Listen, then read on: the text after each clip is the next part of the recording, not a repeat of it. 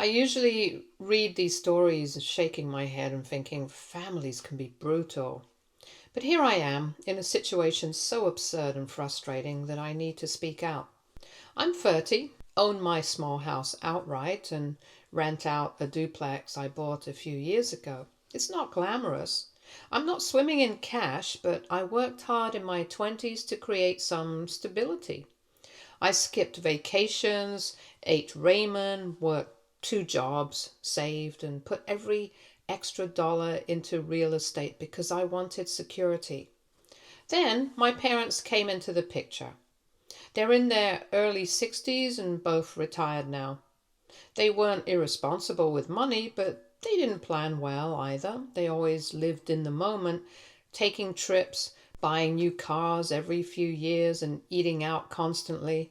Growing up, they told me many times that money comes and goes and that I was too uptight for saving every cent. Well, money came and went. Now it's gone. When they prepared to retire last year, they panicked about high rent prices. They wanted something cheaper and more comfortable, so I did what I thought was generous. I offered them my duplex unit at 80% below market rent. In this area, a two-bedroom goes for about $1,600 a month. I offered it to them for $350. I was essentially subsidizing their retirement. I could have easily charged market rent and kept the money, but I told myself, they're my parents, they raised me and I can help. They moved in and seemed grateful for about 5 minutes. I have one sibling, my older brother, Jake. Jake's completely different from me. He's 35, has never held a steady job, has couch hopped for years, spends money as if it's endless. He's one of those guys with constant big plans, crypto schemes, startup ideas, side hustles that never take off. Despite all this, my parents idolize him. They make excuses for him, bail him out, and bend over backwards whenever he messes up.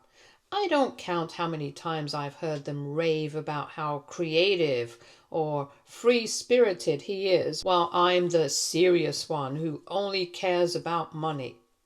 Guess who never gets asked for bailouts but somehow always ends up giving them anyway? Me. Guess who they call when Jake needs a little help getting on his feet again? Also me. Fast forward to this past weekend. They hosted a small retirement party at their new cozy place, my duplex, inviting family, neighbors, and some old co-workers. I went, brought a gift, and was ready to smile through some comments about my job and investments. What I didn't expect was to be publicly embarrassed by my own parents at their own party. It started small. My dad made a joke about me being the money-hungry child who always pinches pennies. People laughed and I brushed it off, and then my mom chimed in, saying she hoped I wouldn't charge them interest on the rent. Everyone chuckled. But then the conversation changed and it became serious. They began comparing me to Jake. My mom said at least Jake has a heart and doesn't care about money the way I do. My dad said Jake may not have much, but he's generous in spirit, unlike me, who's always so calculating. They even told others in front of me that I bragged about giving them a deal on rent, and that they didn't want charity, just to live with dignity. Mind you, they begged me for help. I never bragged. I just explained to my aunt how they could retire when she asked. It was humiliating. I stood there, stunned, while they painted me as some greedy caricature who only cares about hoarding money. Meanwhile, I'm the reason they can afford to live comfortably now. After a few drinks, my mom outright said she worried about me turning into one of those lonely rich people with no family because I prioritize money over relationships. Then she gestured to Jake, who was drunk, sprawled on the couch and bragging about a new business idea, and said at least he'll always have people around him. I snapped. I told them in front of everyone that I was done being the unappreciated, money-hungry villain in their family narrative. I reminded them that I was charging them 80% below market rent, that I was giving up thousands of dollars a month to support their retirement, and that they had the nerve to mock me for it. The room went silent. My parents looked shocked. But instead of apologizing, my dad said this showed I really do only care about money. I grabbed my things and left. I've been thinking about it since then. I realized something. If they're going to call me money hungry no matter what I do, maybe it's time for me to embrace that label. I drafted a new rental agreement last night with a notice. Starting in 60 days, they can either pay market price, $1,600 a month, or move out. I already have 3 people on a waiting list for that unit, so I'm not worried about finding tenants. It feels harsh, but also fair. I tried to be generous, and they twisted it into an insult. They compared me to my deadbeat brother at their retirement party. They mocked me in front of everyone, so fine. If I'm the money-hungry child, I'll be the money-hungry child. They can deal with the consequences. I haven't told them yet, but I will. I know it's going to blow up. Update 1. So, I did it. I told my parents about the new rental agreement, and it went about as badly as expected. I didn't want to blindside them with an official notice without a heads up. As much as I'm hurt and angry, they're still my parents, so I didn't want to come off as vindictive, even though I know some people would say I should have. So I called. I explained that after what happened at their retirement party, I had to reassess things. I told them straight. I've been giving them a heavily discounted rent out of kindness, not obligation. But after being mocked and insulted for it, I can't keep subsidizing their retirement. They can stay, but rent is going up to market price in 60 days. Silence. Then my dad laughed, actually laughed, and said, "You're kidding, right?" I said I wasn't kidding. And that's when my mom jumped in, furious. She called me cruel, selfish, and ungrateful. She said they raised me and gave me everything, and this is how I repay them. She called me money hungry again, like she was doubling down on what pushed me to this decision in the first place. I told them I was done being labeled the villain, while I was literally spending thousands each year to keep them comfortable. If they think I'm money hungry, fine. Let me be money hungry. Market rate or move out. The call ended with my mom crying and my dad saying, "I can't believe you do this to us after everything." It didn't take long for the rest of the family to find out. My aunt called me the next day saying she heard from my mom that I was evicting them. I'm not. I gave them 60 days and an option to stay, just not at a laughably low rent. My aunt said she understood why I was upset, but begged me to reconsider because family comes first. My cousin texted me something like, "Damn, that's savage," but also, "Good for you." Jake, my deadbeat brother, sent me a long text that honestly made me laugh. He called me a backstabber, accused me of exploiting mom and dad, and said I was trying to profit off my own family's suffering. He ended with, "But if you need someone to take over their lease when they move out, I'd gladly do it." I didn't even respond. The idea of Jake paying $1,600 a month is ridiculous. He doesn't even keep $16 in his account most days. 2 days after the call, my parents showed up at my house unannounced. I almost didn't answer, but I decided to face them. My mom stormed in first, red-eyed and trembling with anger. She said she couldn't believe I would humiliate them like this after all they've done for me. She said they deserve a comfortable retirement and that I was ripping it away from them. I told her calmly, "I'm not taking anything away. I'm offering them exactly what I offer strangers. A fair deal." My dad tried to take a more reasonable tone, saying they just wanted respect, not handouts. I said, respect goes both ways. I gave you respect by offering you a home at 80% below market rent. You disrespected me by mocking me in front of everyone and calling me money hungry. So now we're resetting to neutral. They didn't like that answer. My mom accused me of playing God with their lives. My dad said Jake would never do this to them. I laughed and said Jake couldn't do this for them even if he wanted to. That was the last straw. My mom shouted that I was heartless and that if I wanted to act like a landlord instead of a daughter, then fine. I'd get treated like one. They stormed out, slamming the door behind them. Since then, it's been radio silence. My aunt keeps pressuring me to reconsider. Jake keeps trying to stir drama, but I've muted his messages. My parents haven't called back, which honestly feels like a relief. Financially, I'm fine either way. If they leave, I'll rent the place out in a week. No problem. If they stay, I'll be making market rate instead of practically giving the unit away. The only real loss here is the relationship, but honestly, that's been fraying for years. What hurts isn't the rent money.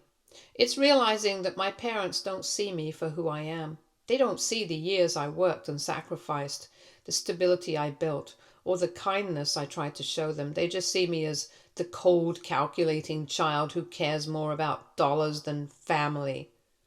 But maybe that's because to them, family means unconditional sacrifice, me giving until I'm empty, while Jake takes and still gets praised for it. I'm done with that version of family. I won't pretend this doesn't sting. It does. These are my parents. I wanted to help them. But help without gratitude isn't help. It's exploitation. I've decided I won't be exploited anymore, even if it makes me the villain in their eyes. So that's where things stand. 60 days on the clock. They either pay or move. Update 2. I thought giving my parents 60 days would mean they'd calm down, think rationally, and accept the new rent or start looking for another place. That would have been the reasonable outcome, but if I've learned anything in the past 2 weeks, it's that my parents aren't interested in reasonable. They want to win. And by winning, I mean making me bend. It started with a letter. Not a legal notice, not from a lawyer, just a letter my mom wrote and slipped into my mailbox. It was 4 pages long, handwritten in her curly script, and it was basically a guilt bomb wrapped in nostalgia. She wrote about how she raised me when I was sick, how she stayed up late sewing costumes for me, and how she went without things so that I could have what I needed. She talked about family being about sacrifice and love, not transactions. Then she pivoted. She said I was turning into a cold stranger who only saw her parents as tenants. She said if I went through with this, I'd regret it on my deathbed because no amount of money could replace parents who loved me. At the end, she underlined the words, "We won't leave." I'll be honest, the letter got to me for a minute. I sat there rereading it, feeling that familiar tug of guilt, but then I remembered the retirement party, the laughter at my expense, and the way they dismissed everything I had already done for them. I realized the letter wasn't love. It was manipulation. Within days, my phone blew up. Relatives I hadn't spoken to in years started calling. My uncle left me a voicemail saying I was throwing my parents onto the streets. My cousin DM'd me on Instagram asking how I could do that to sweet aunt and uncle. Turns out my mom has been on the phone with the whole family, spinning the story that I'm evicting them because I'm greedy and want to cash in on higher rent. She left out the part where they've been paying $350 on a unit worth $1,600. She left out the part where they mocked me to my face at their party. When I tried to correct the narrative, most people didn't want to hear it. They'd already chosen sides. Blood loyalty runs deep, and parents telling a sob story seemed to outweigh facts. The one exception was my cousin, the one who called me savage in a good way. She texted me after the smear campaign started saying, "Don't let them bully you. Everyone knows Jake's been leeching off of them for years, but they'll never admit it. You're just a scapegoat." That text helped more than she probably knows. Of course, Jake couldn't resist inserting himself. He called me late one night, half drunk by the sound of it, slurring about how I was destroying the family. He said I was jealous of him because Mom and Dad actually like him, and that's why I was punishing them. I asked him point blank, "Are you willing to pay their rent?" Silence. Then he said, "That's not the point." I said, "That's exactly the point. If you care so much, step up. Take them in. Cover the difference." He hung up. And that was the last I heard from him, at least directly. But I'm sure he's been fueling the fire behind the scenes. About a week after the letter, I got an envelope in the mail. My heart sank when I saw it was from a law office. For a split second, I thought they had actually hired a lawyer to fight me. I opened it. It wasn't from a lawyer. It was a printout from some free legal advice website about tenant rights, with notes scribbled in my dad's handwriting about how I couldn't just kick them out. First of all, I didn't. I gave them 60 days notice, which is more than legally required here. Second, they're not tenants in the traditional sense. They're family who I gave a sweetheart deal to. But the fact that they went digging for legal ammunition just showed me how far they're willing to go to fight this. The lowest point came when they showed up at my duplex while I was doing maintenance on the other unit. I hadn't told them I'd be there, so I don't know if it was coincidence or if they'd been watching me. They cornered me in the driveway. My mom launched right into another guilt trip, saying I was heartless, that I was tearing the family apart, and that I was letting money poison my soul. She asked how I could sleep at night knowing I was robbing them of their dignity. My dad didn't yell, but he looked at me with this cold disappointment that cut deeper than words. He said, "You're not the daughter I thought you were." Something in me snapped. I told them I'd bent over backwards for them. All I got was insults. I reminded them that $350 rent was less than what most college kids pay for a closet in this city. And they still mocked me as money hungry. I told them if they didn't like the new terms, they were free to leave, but they weren't going to bully me into changing my mind. I said, "I'm not your doormat, not anymore." My mom's face crumpled like I'd slapped her. She muttered something about me being lost and stormed off. My dad just shook his head and followed her. The clock is ticking. They've got less than 6 weeks left before the rent officially goes up. They haven't said whether they'll stay or go, but based on their behavior, I suspect they're hoping I'll cave at the last minute. I won't. I've already spoken with a property management company just in case I need to formalize things. They told me I'm 100% within my rights. That was a huge relief because no matter how strong I tried to act, part of me was terrified they'd find some loophole to trap me. I won't sugarcoat it. This sucks. These are my parents. I wanted to help them. I didn't want it to end up as a war. But the way they've handled this, the manipulation, the smear campaign, the threats, have made me see them in a new light. They don't see me as their daughter anymore. They see me as a resource, a wallet with strings attached. When I stop playing along, suddenly I'm the villain. It hurts, it really does. But it also feels clarifying, like I've finally stopped living in the shadow of Jake's golden boy status and their endless double standards, like I'm finally standing up for myself in a way I should have years ago. I don't know how this will end. Maybe they'll scrape together the money and stay. Maybe they'll move in with Jake. God help them. Maybe they'll find another cheap place and cut me off forever. All I know is I'm not backing down. If they think I'm money hungry, so be it. I'd rather be money hungry and self-respecting than generous and treated like garbage. For the first time in this whole mess, I feel like I'm the one drawing the lines instead of being walked over, and that feels damn good. Update 3. When I first gave my parents 60 days, I thought they'd either quietly figured something out or maybe just maybe accept the new rent and we'd move forward with some kind of tense but manageable truce. What actually happened? They doubled down, escalated every single thing, and managed to drag Jake into the mess in the worst possible way. The 60 days are officially up, and here's where things stand. Around the 1 month mark, Jake suddenly resurfaced again. My parents announced to me with smug little grins that Jake had a plan to save them. I wasn't invited to hear the plan, of course.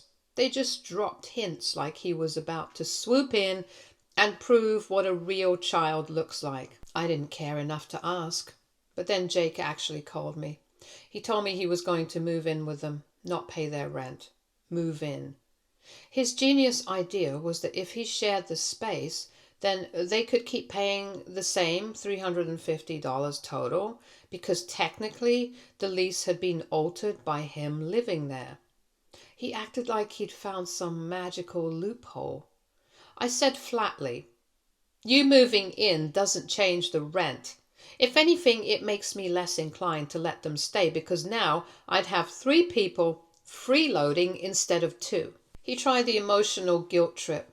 "I've been down on my luck. This is the family. Mom and Dad need me. Stop being selfish." I asked him again, "Are you paying the rent? Market price?" Silence. Then he snapped, "Guess you just want to see them homeless." That was the last real conversation we had. My mom decided an intervention was in order. She invited me over under the guise of a family dinner. I didn't want to go, but curiosity and maybe hope made me say yes. I walked in and immediately saw the setup. My parents, Jake, and even 2 of my aunts sitting around the table, all with some self-righteous look. It wasn't dinner, it was an ambush. My mom opened with, "We're worried about you. Money has made you hard." Jake chimed in, "You're not even fun anymore." One aunt started in about family values and how we're supposed to take care of our elders no matter the cost. The other aunt added that people would give anything to still have their parents, so I should be grateful. I sat there listening until my dad said, "You need to apologize." That word apologize did something to me. I realized they weren't here to negotiate, they weren't here to understand, they were here to break me down. I stood up and said, "I don't owe you an apology. I owe you nothing but the respect I already gave you when I let you live in my place for pennies. That's over now." And then I left. My mom chased me to the driveway shouting that I was dead to her if I went through with it. I didn't even look back. With about 10 days left, things got ugly. I came by the property to drop off some paperwork and found Jake sitting on the porch smoking. He smirked and said, "You're not going to like what's inside." I walked in. They had sublet part of the living room to one of Jake's friends. A full air mattress was set up, piles of clothes everywhere, empty beer cans on the floor. They didn't even ask. They just moved him in. I lost it. I told them this was a violation of every agreement we'd ever had, and if they thought squatting was going to save them, they were wrong.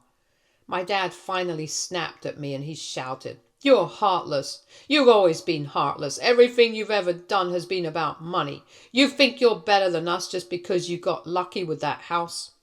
Lucky. That word nearly broke me. I worked 2 jobs to save that down payment. I skipped vacations, skipped meals, lived in crappy apartments while Jake partied. Lucky? I told them I was filing formal eviction papers. My mom sobbed like I had shot her. Jake laughed in my face. The friend on the air mattress just sat there watching like it was free TV. I walked out, shaking with rage. I called the property manager I had talked to before and explained everything. They wrote up the eviction notice, and within 48 hours my parents were served. My mom immediately started calling me nonstop, leaving voicemails that switched between crying and yelling. She said things like, "You'll regret this when we're gone," and "You'll never be able to live with yourself." I stopped listening after the third one. My dad sent one text, "You'll be sorry." I didn't reply. Word about the situation spread quickly through the extended family. Suddenly I was seen as the worst person. Cousins, uncles, distant relatives, everyone piled on about how I was destroying the family. One relative even posted a long Facebook rant about kids these days abandoning their parents, which was clearly about me. My name wasn't mentioned, but everyone knew. I didn't respond. Not once. Not on Facebook, not on calls, nowhere.